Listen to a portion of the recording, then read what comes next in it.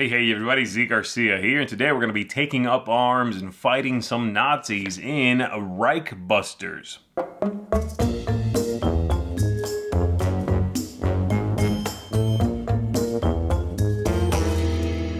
In this game, all the players are going to be working together in order to clear missions. You can either play a one-off games or play a campaign. You are going to be rolling dice, taking actions, playing cards as well.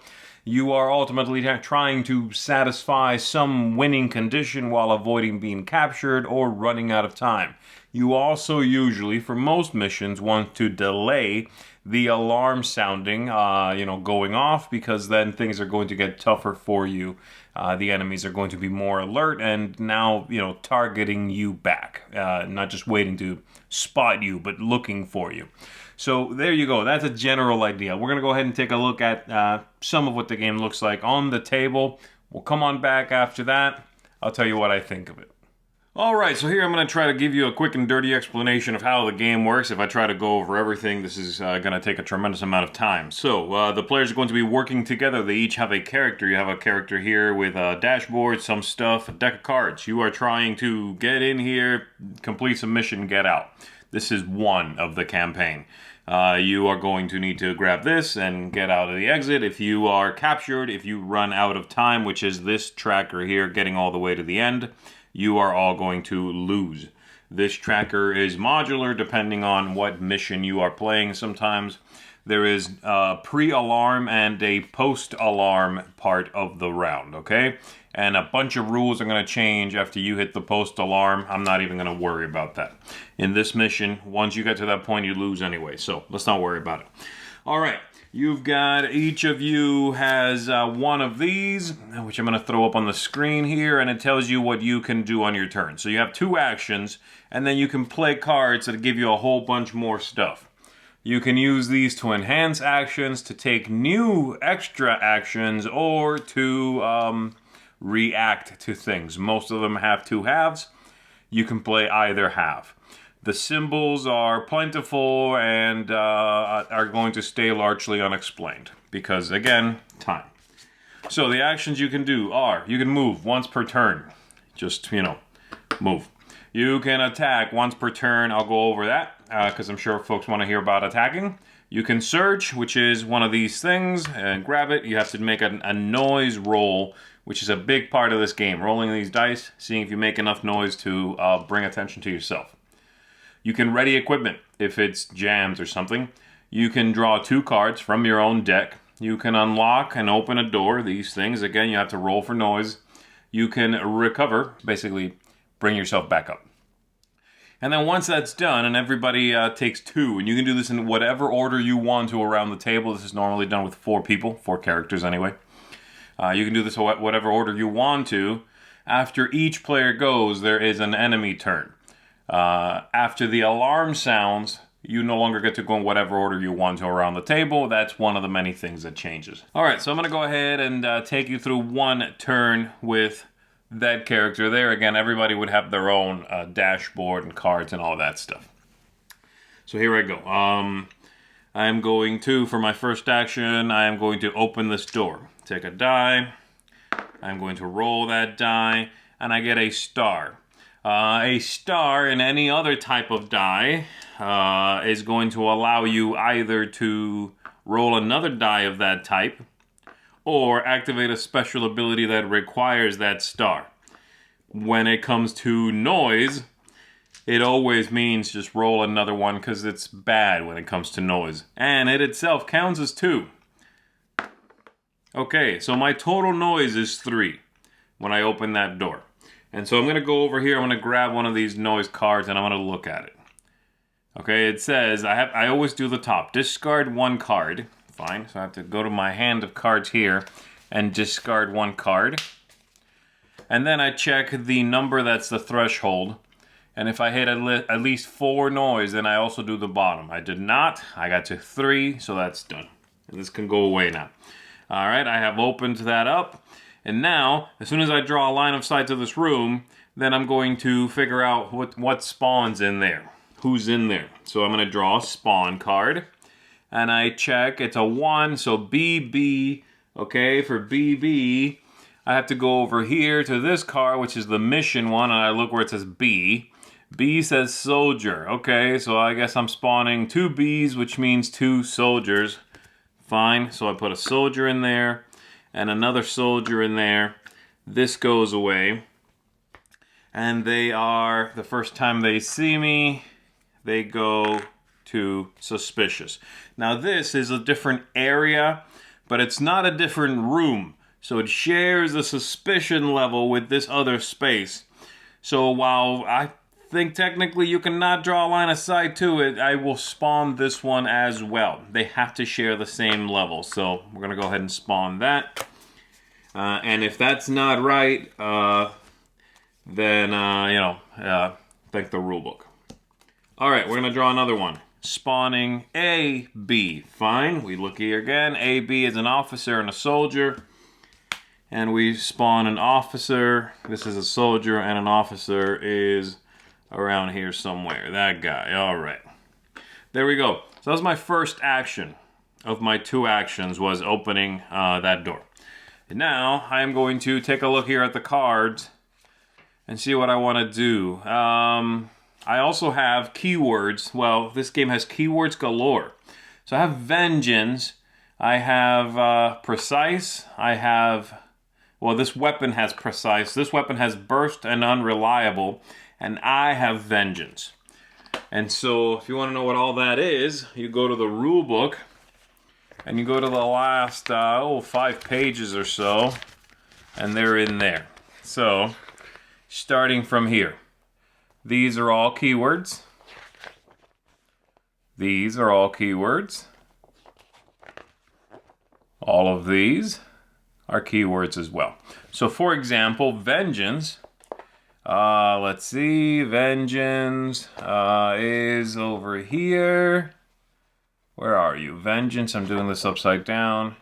There. Once per their turn, this hero may move 1 if this allows them to move into melee. Okay, great. So I will do that then. I will do the vengeance thing, and she's gonna jump right in there. That means I am now in there, and I am going to play this card here. Angel of Death is its own action. I'm going to discard, no extra noise, make a +1 melee attack on each enemy in this area. And that would be this area. All right. So a +1 die. Normally, I'm going to use my melee weapon over here. That's 2 black dice. 0 noise dice, okay? The range is obviously 0 because it's a melee weapon. I'm rolling +1 because of the card I just played. And I am going to do that against each of them. Normally I only target 1 person. I also need to look up what precise means. All right, well, let's go back to it. This information is only in here, by the way. Precise. Precise. Precise. There, in all attacks, each black and red die adds 1 hit to the total. Okay, that's precise. Fine, I'm gonna roll. I need to check over here what I need to hit these guys. I'm gonna roll against 1 of them. They are soldiers, their defense is 4. So I roll that, that's 2, and it lets me, again, activate something or roll another die of the same type. Cool. So that's 2. That's my total. I fail that. Next, I attack the other one.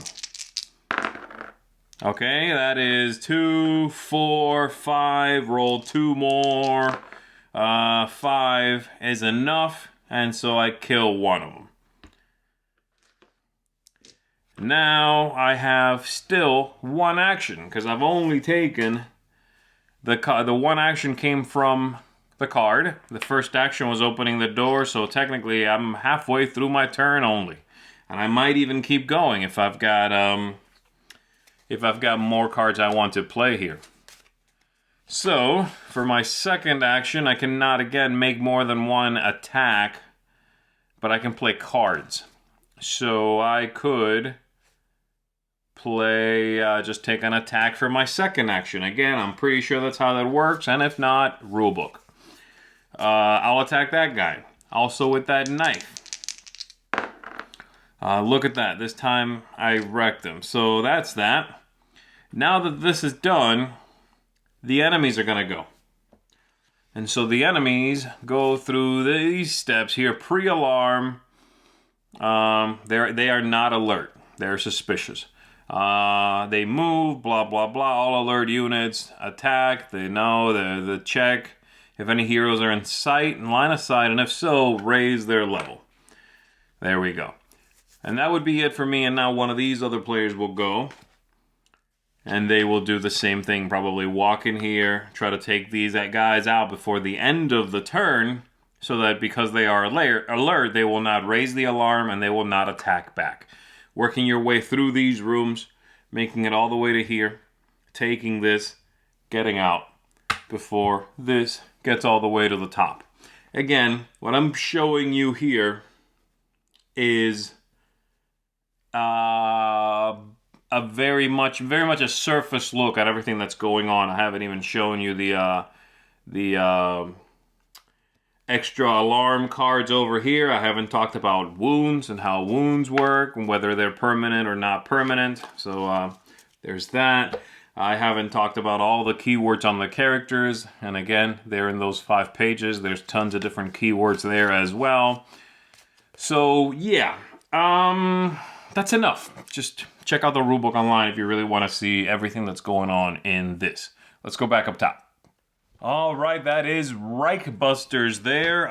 Let's talk about this. This is actually the second time I record this. The first time I recorded these final thoughts was right after I had played the game, and I was a little more incendiary than I probably should have been. Because I don't like this game. I think the game has a lot of major flaws that are indicative of problems with games generally from Kickstarter anyway, problems with this style of game.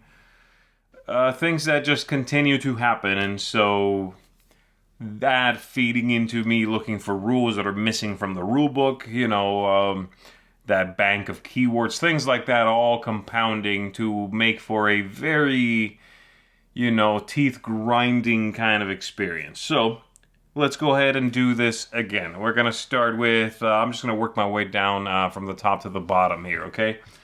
Thematic ties in this game and aesthetics are both fantastic. This game looks good.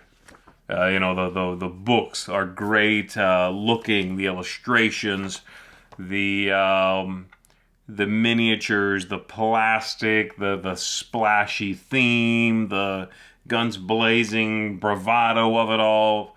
This game looks good, right? And this game, like a lot of games on Kickstarter, need to look good so that they will sell. And this one does do that. It does look good. The replayability is bad, and that's not because there's not enough content. There is a ton of content. If you backed this on Kickstarter, you got quite a few boxes about the size of this guy right here, right? The problem is, for there to be replayability, it implies that there needs to be playability. And I think, again, playing through this game is... it tests patience. It's going to be very slow, possibly infuriating experience. So I don't think the replayability is good because I don't think the playability is good. The game length, again, it brings to mind this problem I have with a lot of these styles of games, which is what you are doing is quite small. Like that mission I showed you, there were a couple of rooms I left off screen. It's in real time, yes? I mean, like, if this happened in real time, it would take approximately, let's be generous, 10 minutes, okay? For you to make your way through all this feels like you are moving through molasses. And I know, yes, this is true for a lot of games, but every little thing requires that you check the rule book twice, that you look up what a symbol means, that you double check with everybody that this happens now and not later, and then you do it, and then you roll dice, and then you look up another keyword. That's one of your 2, possibly 3 or 4 actions, right? Everything is like that. Every time, unless you commit this rule book and this bank of words to memory. Because again, there are no player aids with the keywords anyway. You've seen the player aid, the one I showed you there. Which is, it shows you sort of a breakdown of the turn, but it doesn't really help you play any faster. Not really, okay? So there's that. I think the game length is really long and slow, which is, I guess, is slong, and drawn out and soporific. All right, ease of play is one of the biggest negatives I've given out in a long time. I think this game could have really benefited from some trimming.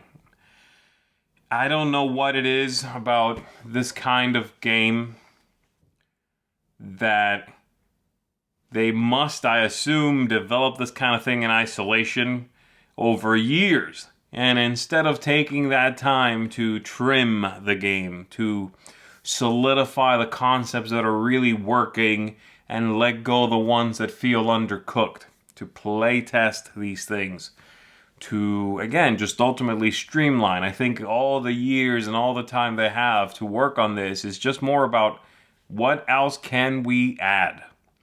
And then it hits Kickstarter, and people go, give us more, and so they add probably a bunch of stuff even during Kickstarter. It is full to the brim with stuff. And I would have loved for them to cut easily 30% of everything that's in here. It's unnecessary. At some point, you cross that threshold between immersion and just unnecessary fat. This is deep into that camp, unfortunately.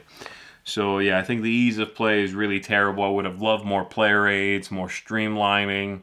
A complete rule book would have been good. There's information missing from in here, like one of these cards, this office desk here, secret passage, says that you take a secret passage token, and then you take 2. You put one here, you put the other one on X, Y, or Z.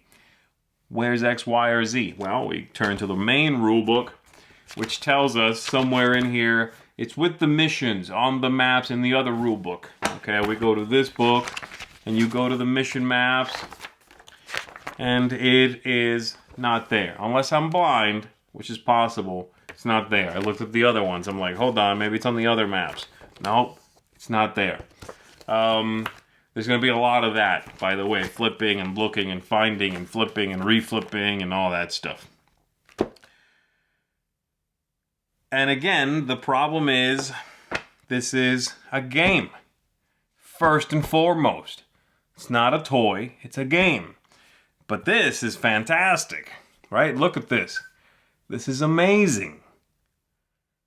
But if this company, just like many companies, cannot make good rulebooks, cannot complete and finalize a playable experience that is truly, something that the consumer can enjoy, not just this, to buy and paint and exhibit and love, which is great. But if what you're making is games, then make games. Otherwise, make toys. No one would fault you if you became a toy maker.